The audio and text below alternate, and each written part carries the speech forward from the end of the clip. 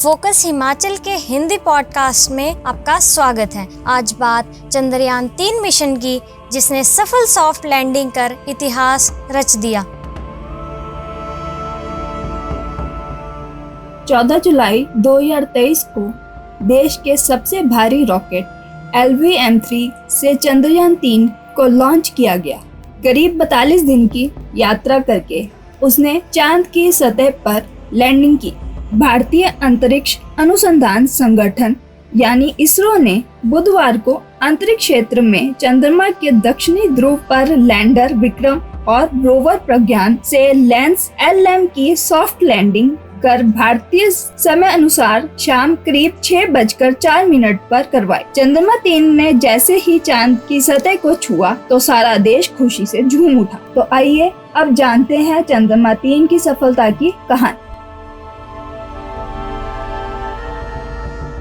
भारत ऐसे बना दक्षिणी ध्रुव पर सॉफ्ट लैंडिंग करने वाला पहला देश।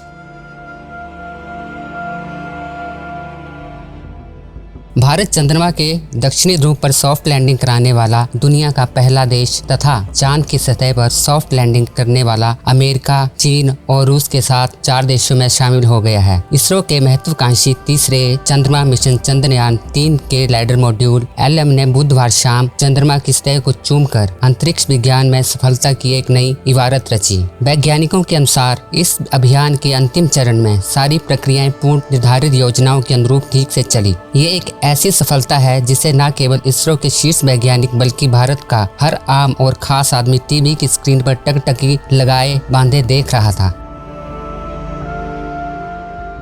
लैंडर विक्रम और रोवर प्रज्ञान का क्या रहा इसमें रोल?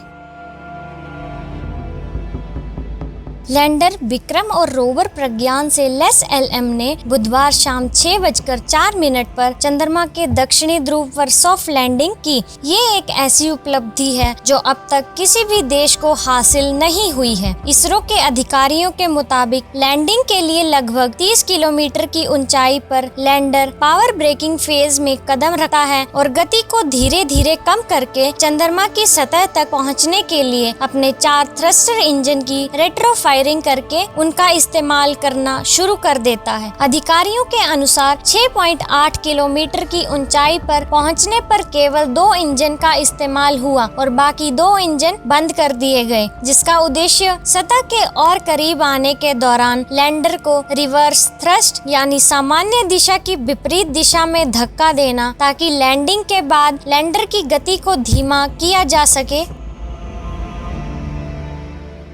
लैंडर ने अपने सेंसर और कैमरों से ऐसे की सतह की जांच।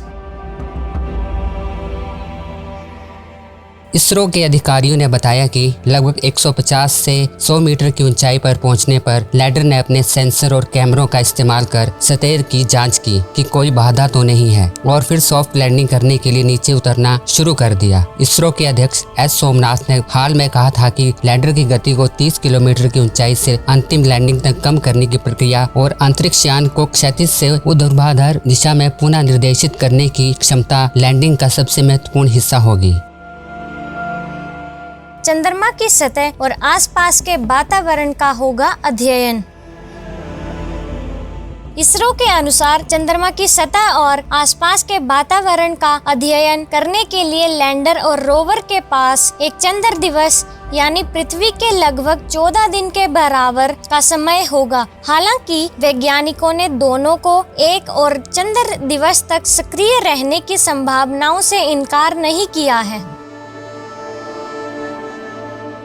और अब जानते हैं ये कैसे काम करेगा। 615 करोड़ रुपए वाले मिशन से आम इंसानों को भी फायदा होगा। इसरो के वैज्ञानिकों और देश को भी फायदा होगा। विक्रम लैंडर पर 4 पेलोड ये काम करेंगे। नंबर 1 रंभा। ये चांद की सतह पर सूरज से आने वाले प्लाज्मा कणों के घनत्व, मात्रा और बदलाव की जांच करेगा। नंबर 2 चास्टे। ये चांद की सतह की गर्मी यानी तापमान की जांच करेगा। नंबर 3 इल्सा। ये लैंडिंग साइट के आसपास भूकंपीय गतिविधियों की जांच करेगा। Number 4 laser retroreflector array. ये चांद के डायनेमिक्स को समझने का प्रयास करेगा। तो दोस्तों ये थी चंद्रयान की सफलता की कहानी। आपको ये हमारा एपिसोड कैसा लगा? लाइक, शेयर, कमेंट जरूर करें। जय हिंद, जय हिमाचल।